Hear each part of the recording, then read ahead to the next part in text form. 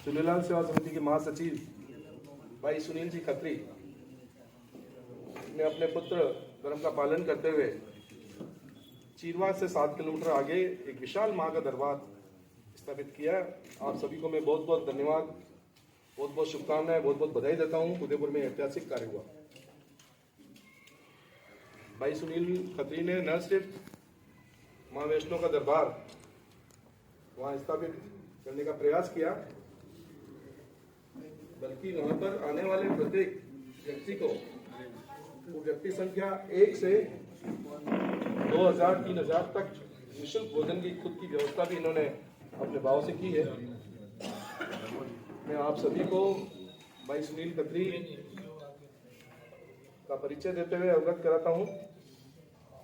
ये जो कार्य हुआ है, इस कार्य की इन्होंने कैसे रूपरेखा बनाई, क्या बनाई। हम लोग 101 जने अभी 28 तारीख को यहाँ से माँ वैष्णो देवी के दरबार में जा रहे हैं।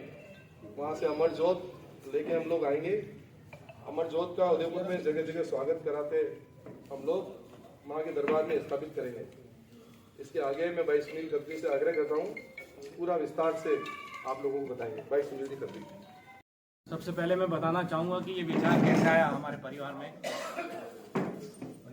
मेरे पिताजी शुरू से ही परोपकार का काम करते रहे।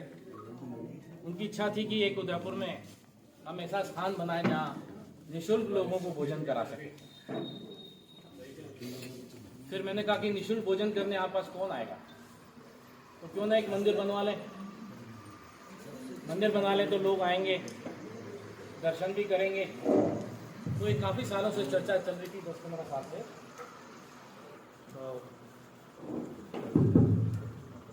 सन 2018 में हमने वैष्णो देवी सन 2018 में हमने नाथद्वारा रोड पर, जो फतेहपुरा से लगभग 18 किलोमीटर की दूरी पर है, वहाँ हमने एक ज़मीन खरीदी, लगभग 3 लाख स्क्वायर फीट। क्यों खरीदी, कैसे खरीदी, बस खरीदी। एक दिन मन में विचार आया कि ये जो ज़मीन है, इसमें एक पहाड़ है, क्यों ना इसमें एक मंदिर का निर्माण करें। और मेरे पिताजी की इच्छा थी कि भोजन भी हो जाए तो अच्छा रहेगा। तो मैंने पिताजी से चर्चा की, उन्होंने हामी भरी। फिर मैं सुनील लड्डा आर्किटेक्ट हैं, उनसे विचार किया तो बड़े गदगद बोले भैया आज से मैं आपका फ्री का ट्रस्टी, इसमें मैं आपसे 1 रुपया भी नहीं लूँगा, लेकिन इस मंदिर को ऐसा ऐतिहासिक मंदिर बनाएंगे कि भारत के नक्शे पर नहीं, विश्व में याद किया जाएगा। उसके 40 आदमी का स्टाफ है, 40 ही आदमी को उसने, लेकिन पुलिस प्रशासन और अधिकारियों ने हमारी खूब मदद करी। किसी भी मजदूर मिस्त्री को जाने से नहीं रोका, सभी जगह जाने से रोक रहे थे। तो मंदिर का निर्माण हुआ। मंदिर में क्या क्या चीज़ है ये मैं आपको जानकारी देता हूँ। 27 फरवरी को यहाँ से 100-200 जनों का जत्था माता वैष्णो देवी कटरा के लिए रवाना होगा, जो वहाँ से अखंड ज्योत लेकर के 1 मार्च प्रातः यहाँ पहुँचेगा। 1 मार्च को अखंड ज्योत को विश्राम के लिए सनातन मंदिर शक्ति नगर में रखा जाएगा। 3 तारीख रविवार के दिन सुबह करीब 9:30 बजे अखंड ज्योत को धीमी गति से जगदीश मंदिर ले जाया जाएगा। जगदीश मंदिर से एक जुलूस के रूप में हाथीपोल, चेटक और फील्ड क्लब पर जाकर के, सुखाड़ा सर्कल फील्ड क्लब पर जाकर के उसको वहाँ से उसको ज्योत को एक गाड़ी से धीमी गति से लगभग 12:30-1 बजे हम वहाँ पहुँचेंगे। उसके बाद अखंड ज्योत की स्थापना होगी। माता का जो दरबार है वो कटरा में ही तैयार हो रहा है। जैसे माता वैष्णो देवी में दरबार बना हुआ है, दरबार कहते हैं उसको, सेम वैसा का वैसा ही दरबार वैष्णो देवी मंदिर में स्थापित किया जाएगा। का प्रसादी घर जो एक वातानुकूलित बनाया गया है। जैसे अपने उदयपुर में, मेवाड़ में परंपरा है कि प्रसादी करते हैं, कोई गोरा गणेश जी, इसमें हमने एक माता का भंडारा बनाया है लगभग 10,000 स्क्वायर फीट का, जिसमें सुबह 9 बजे भंडारा शुरू होगा, जो रात्रि 9 बजे तक चलेगा। इस भंडारे में जैसे हम लोगों के घर में व्यवस्थित भोजन होता है, मिठाई होती है, पूरी भोजन की थाली होती है। जो टोटल जो खाना बनेगा वो स्टीम से खाना बनेगा, गैस की टंकी से नहीं बनेगा। एक टाइम में हम लगभग समझे आप पौन घंटे के अंदर हम लोग 1000 आदमी का खाना बना सकते हैं। अगर सारे दिन में जो दर्शनार्थी आएंगे वो निःशुल्क भोजन लाभ ले सकते हैं। और एक हमने सिनेमा घर का निर्माण किया है, लगभग 216 सीटें हैं। माता वैष्णो देवी की मूवी चलेगी उसमें लगभग 1.25 घंटे की, जिसमें माता का रोल अदा किया है हेमा मालिनी ने। सिनेमा घर भी निःशुल्क होगा। एक लोगों के मनोरंजन के लिए, बच्चों के मनोरंजन के लिए आपने देखा होगा, हम छोटे थे चश्मा पहन के फिल्म देखते थे, 7D सिनेमा का निर्माण किया है। भारत में 12 ज्योतिर्लिंग काफी मशहूर है, मशहूर कहेंगे या जो लोगों की मान्यता है कि 12 ज्योतिर्लिंग के दर्शन करें हम, लेकिन ऐसा संभव नहीं होता कि सभी लोग ज्योतिर्लिंग के लिए जा पाए। जैसे ज्योतिर्लिंग हैं सभी 12 स्थानों पर, सेम वैसे वैसे ज्योतिर्लिंग हमने वहां स्थापित किए हैं। इसमें लगभग आधा लीटर का लोटा पानी से भरा हुआ मिलेगा उनको। जो जल चढ़ाना चाहे तो ज्योतिर्लिंग पे जल चढ़ा सकते हैं। इसके साथ 9 माताओं की मूर्तियां बनाई हमने, लगभग 6 फीट की। सभी लोगों को संभव नहीं कि माता के दर्शन करने के लिए अलग अलग शहरों में, अलग अलग प्रदेश में जाकर के दर्शन करें। सेम वैसी की वैसी मूर्तियों की वहां स्थापना करी हमने, जिसका दर्शन लाभ लोग ले सकते हैं। एक मेडिटेशन हॉल बनाया है, बिल्कुल शांत वातावरण में। किसी को ध्यान करना हो तो ध्यान कर सकता है। ध्यान करने में आजकल आप जानते हैं लोगों को घुटने में तकलीफ है, तो कुर्सी पे बैठ के करना चाहें, आसन पे बैठ के करना चाहें, सो के करना चाहें, दीवान बनाया हमने। वहाँ वो लोग अपनी जैसी उनकी स्थिति है, शांत वातावरण में मेडिटेशन हॉल में मेडिटेशन कर सकते हैं।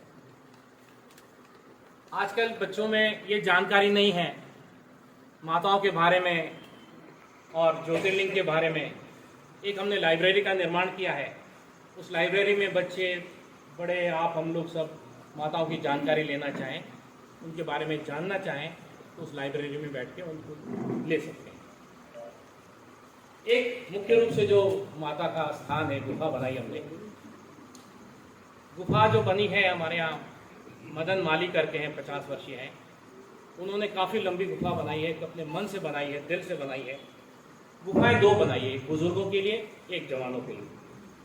जो बुजुर्गों की गुफा है वो लगभग 251 फीट लंबी, और जो युवाओं के लिए जो 311 फीट आप देखते हैं गुफा के अंदर घुसते हैं, फंसते हैं, निकलते हैं, वो लगभग 311 फीट की। और एक त्रिशूल का निर्माण कर रहे हैं 51 फीट का। जैसे गूगल पे मैंने जानकारी ली तो नेपाल में लगभग 41 फीट की त्रिशूल है। हम लोग 51 फीट का एक त्रिशूल बना रहे हैं, जो हो सकता है 3 तारीख तक कंप्लीट नहीं हो, लेकिन महीने भर के अंदर कंप्लीट हो जाएगा। उसे गुफा के बाहर स्थापित किया जाएगा। गुफा से निकलने के बाद बेरू बाबा का मंदिर भी बनाया हमने। बेरू बाबा के दर्शन करके लाभ उठा सकते। एक हमने गौशाला का निर्माण किया है। उसमें गौशाला में जैसे व्यवस्थित गौशाला होती उसी तरह का 8000 का हमने गौशाला का निर्माण किया है। ये जो भूमि है हमारी, लगभग 3 लाख स्क्वायर फीट में मंदिर बना है, और लगभग 1 लाख स्क्वायर फीट की हमने पार्किंग भी बनाई है। वो जमीन हमने अभी खरीदी थी मंदिर के लिए, मंदिर के ही नाम से। तो 1 लाख स्क्वायर फीट में मैं समझता हूँ 300-400 गाड़ियाँ व्यवस्थित रूप से खड़ी हो सकती है। जो मंदिर की चढ़ाई है नीचे से लेकर ऊपर तक, वो लगभग 1 किलोमीटर। पक्के रोड बने, सीमेंटेड रोड, किसी को चढ़ने में कोई दिक्कत नहीं होगी। कच्चे पक्के नहीं है कि आदमी कोई गिरे फिसले। अच्छा, हर फ्लोर पर हमने टॉयलेट की व्यवस्था दी है। कुछ लोग नहीं चल पाते हैं तो उनके लिए हमने व्हील चेयर की व्यवस्था रखी है। व्हील चेयर पर अगर वो उनके साथ कोई साथी है उनको ले जाने वाला, अगर नहीं है तो हमारे आदमी उनको गुफा में ले जाएंगे, दर्शन कराएंगे, भोजन कराएंगे। सारे जितने भी आपको मैंने बातें बताई ये सारे निःशुल्क रहेंगे। सिर्फ प्रसाद के लिए अगर उसकी श्रद्धा है, चुनरी सुखड़ी प्रसाद होता है, वो प्रसाद नॉमिनल रेट पे कोई खरीद के चढ़ाना चाहे तो चढ़ा। इसके बारे में आपको मैंने जानकारी दी। आप कुछ सवाल करना चाहे तो मेरे से कर सकते हैं। इसमें समाजजनों का कितना योगदान है, या फिर ये सब आपकी तरफ? मेरे माता पिता संपूर्ण उनके द्वारा ही किया है। सुनील जी, नटवारा में एक मंदिर बना जिसमें महादेव जी की एक मूर्ति बनी, हुक्म। लोग देख के उसको बड़ा खुश होते थे। मंदिर के दर्शन करने जाएंगे, महादेव जी के दूर से मैं दर्शन बैठता हूँ भले। हाँ, बढ़िया है सब। बुखार है। हाँ, बैठ जाए। तो बड़े खुश होते थे जाके वहाँ पे।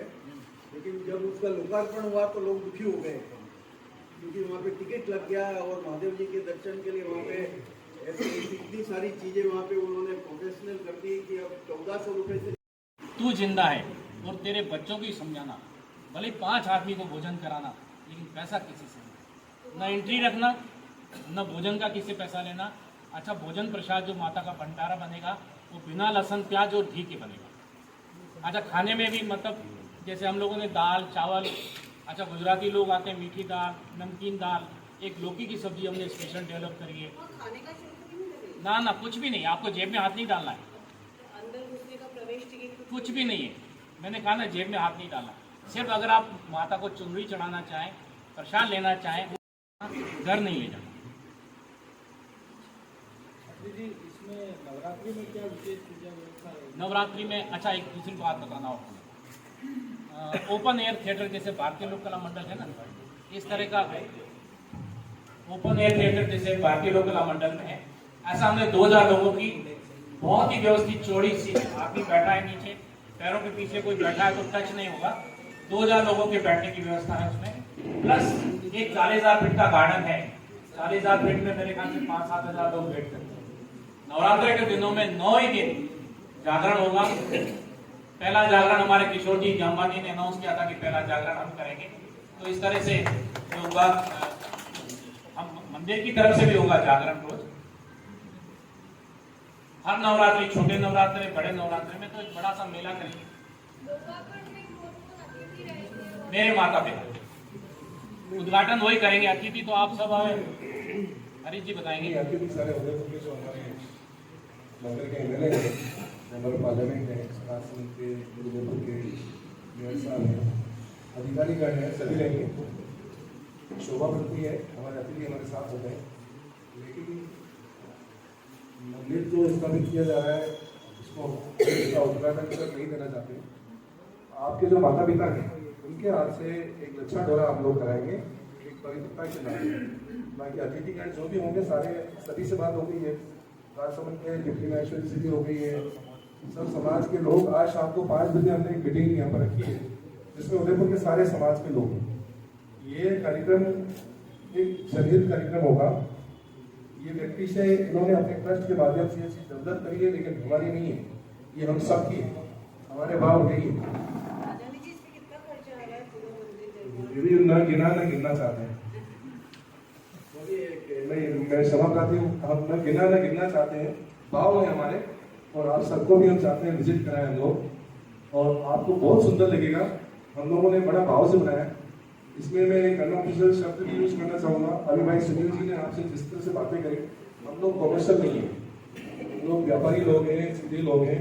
हमारे शब्दों को मत पकड़िएगा, हमारे भाव को पकड़िएगा। हमारे भाव बहुत अच्छे हैं, हम हमारे भाव के साथ इस कार्य को किया है और करते रहेंगे।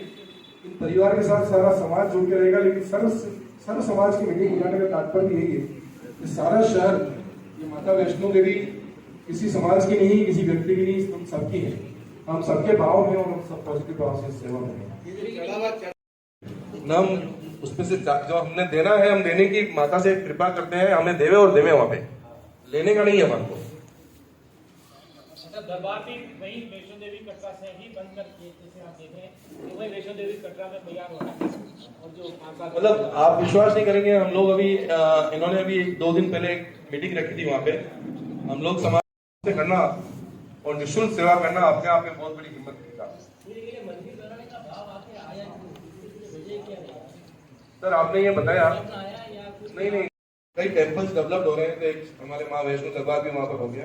आपने एक जमीन ली थी, उस समय जमीन ये सोच के नहीं ली थी इसमें मंदिर डेवलप होगा, लेकिन अपने अपने भाव कभी किसमें क्या आ जाता है। ये इसको अगर हम बातें कहें कि साहब हमारे को सपना आया, हमारे को ये आया, सब मंदिर खाते हैं, इसमें बातें नहीं है, ना मिथ्या बातों में जाना चाहते हैं। हमारे भाव हैं, हमने आपके सामने प्रकट किए हैं, और हम चाहते हैं एक दिन कोई समय निकाले आप, उस समय हम लोग चले यहाँ से बाय बस चले, सारे लोग आप सब विजिट करें वहाँ पे, आप देखें, आप मार्गदर्शन दें। ये सेवा भावी है, सबको आगे रखो।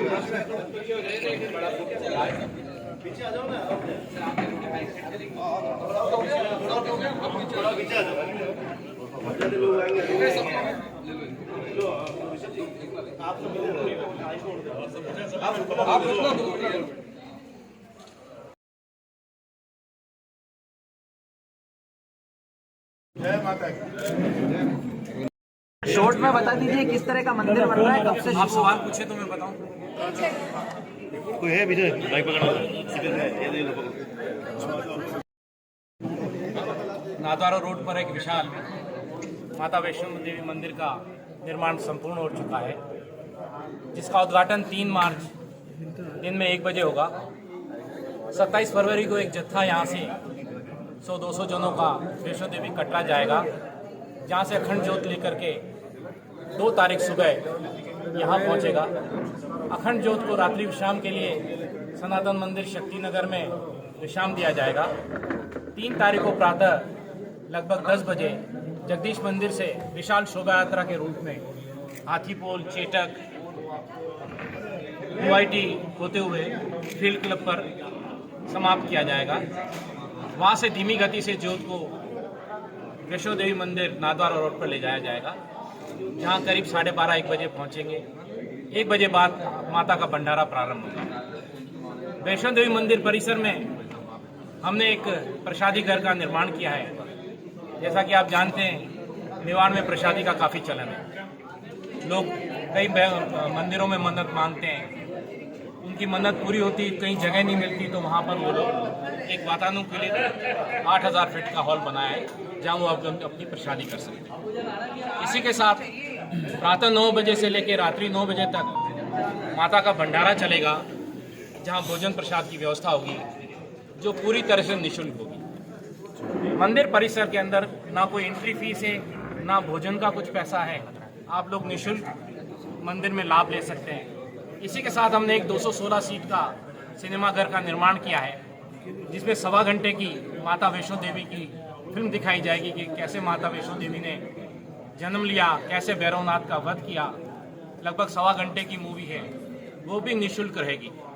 इसी के साथ 70 सिनेमा का निर्माण किया है, क्योंकि हमें लगता है कि सुबह जो 9-10 बजे आएगा, शाम को 6-7 बजे ही वापस जा पाएगा। तो इसमें उसके के लिए कुछ मनोरंजन का भी साधन चाहिए। 70 सिनेमा है जो चश्मा पहन के देखते हैं, वो भी पूरी तरह से निःशुल्क रहेगी। भारत के अंदर 12 ज्योतिर्लिंग हैं, विभिन्न प्रदेशों में, विभिन्न शहरों में, सभी जगह जाना संभव नहीं है। वैसे ही वैसे शिवलिंग, 12 शिवलिंग का वहाँ स्थापित किया है। आप लोग उस पर जल चढ़ा करके अपना पुण्य लाभ ले सकते हैं। इसी के साथ 6 फीट की 9 माताएं की मूर्तियां बनवाई हैं, 9 माताओं के दर्शन कर सकते हैं आप। साथ ही एक मेडिटेशन हॉल बनाया हमने। मेडिटेशन हॉल के अंदर आप जिस भी रूप में ध्यान करना चाहें, वहाँ कुर्सी की व्यवस्था भी रहेगी, आसन भी रहेगा, पलंग भी रहेंगे। कोई किसी को थक गया हो तो सो करके ध्यान करना चाहे, ध्यान कर सकता है। साथ ही एक पुस्तकालय का निर्माण किया है। आजकल के बच्चों को न माता वैष्णो देवी के बारे में पूरी जानकारी है, न 9 माताओं के बारे में, न 12 ज्योतिर्लिंग, उन सभी की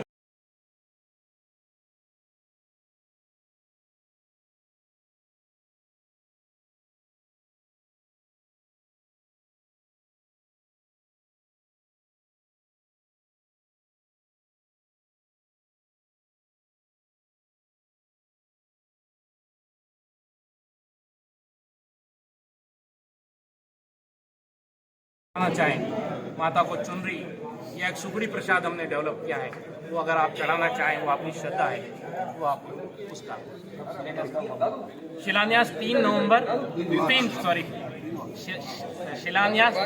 मार्च दिन को 12:30 बजे। आप सभी धर्म प्रेमियों से मैं निवेदन करूंगा, 3 मार्च को 12:30-1 बजे वहां पहुंचकर माता का भंडारा अवश्य ग्रहण करें। अपने सगे संबंधी, परिवार, मित्रगण, अड़ोसी पड़ोसी के साथ अवश्य आएं।